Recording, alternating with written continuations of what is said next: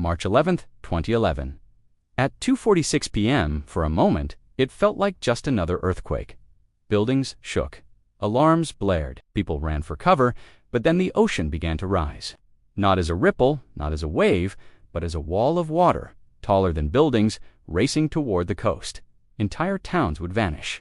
Thousands of lives would be lost. A nuclear power plant would spiral into crisis, and the world would watch in horror. This was the day nature shook Japan and changed history forever. The morning of March 11th began like any other. In Tokyo, commuters packed subway cars. Office workers grabbed coffee. Students sat in classrooms. Along the northeastern coast, fishermen checked their nets and prepared boats.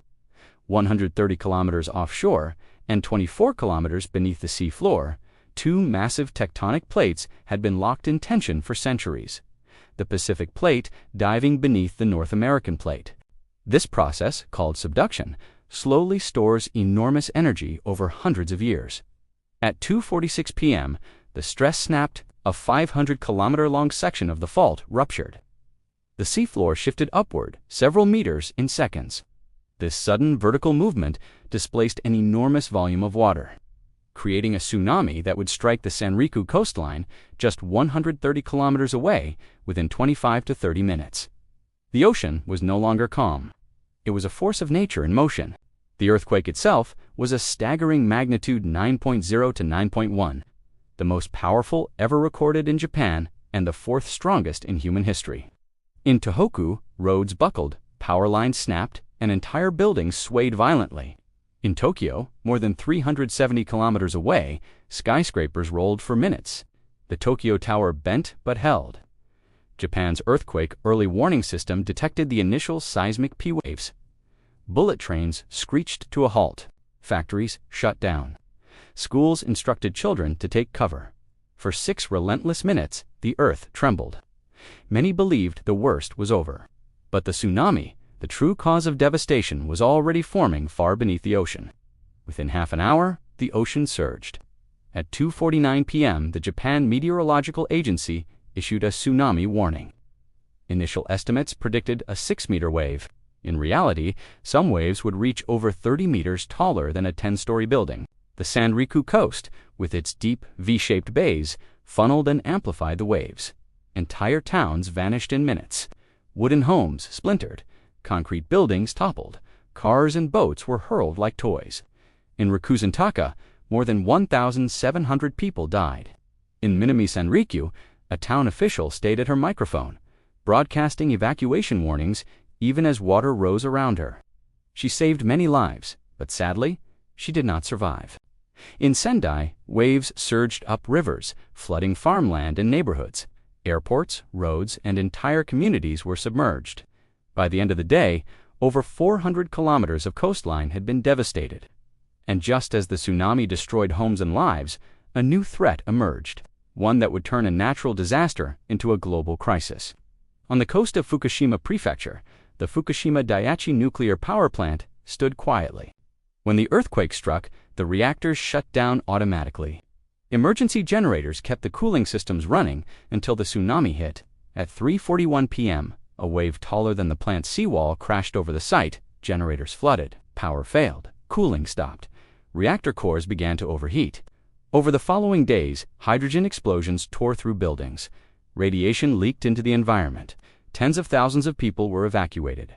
Inside the plant, a small group of engineers and technicians, later known as the Fukushima 50, stayed behind, risking their lives to stabilize the reactors. The natural disaster had become a technological crisis, one that would reshape Japan, global energy policies, and countless lives. In the chaos, survival became a race against time. Neo Kimura lived next door to his parents, with his wife and 2 daughters. When the tsunami struck, it swept away his father, his wife, and his youngest daughter, 7-year-old Yuna. All that remained was the empty foundation where their home once stood. A single shoe, Yuna's, was later found in the rubble, a haunting symbol of lives erased in an instant. In Okuma, hundreds of families were forced to flee as radiation levels rose. People who had survived the earthquake and tsunami now faced the invisible threat of nuclear fallout. And yet, amid the devastation, acts of courage shone through. Teachers guided students to higher ground, risking their own lives. Volunteers waded through floodwaters, pulling children and neighbors to safety. At Minamisanriku, the town official we had mentioned earlier broadcast evacuation orders, even as water engulfed her office, saving countless lives before she was swept away herself. One teacher described the moment a 10-meter-high wall of water crashed into the school. "I grabbed as many children as I could. We pulled them one by one to safety." But for many, there was no time. The loss was unimaginable. Entire towns vanished, leaving behind only silence, debris, and grief. But in those moments, humanity persisted. Ordinary people performing extraordinary acts in the face of overwhelming disaster. By the end of the first day, the scale of destruction was staggering. Over 15,000 were confirmed dead. Thousands more missing, never to be found. Hundreds of thousands displaced from their homes. Entire neighborhoods, schools, and ports swept away. Across the Pacific, the tsunami raced at nearly 500 kilometers per hour, reaching Hawaii, Alaska, California, and even Antarctica. Ships were destroyed, harbors flooded. Coastal communities suffered millions in damage. Meanwhile, Fukushima Daiichi's nuclear crisis unfolded. Radiation leaked into the environment. Tens of thousands were evacuated. Cleanup and stabilization would take months, and the human and environmental costs would linger for decades. Yet, despite the destruction, hope endured.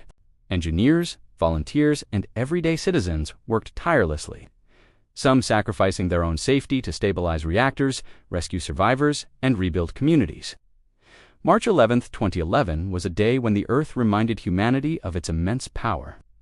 A colossal earthquake shook the land. A tsunami tore through cities and towns, swallowing lives and memories. A nuclear disaster threatened communities and the environment, pushing technology and human resilience to their limits. But amid the horror, stories of bravery, selflessness, and perseverance emerged. The Fukushima 50 stayed to stabilize the reactors. Teachers, neighbors, and volunteers risked everything to save others. Families clung to hope amid unimaginable loss. Japan has rebuilt. Towns have risen from rubble. Life has returned to the coastline.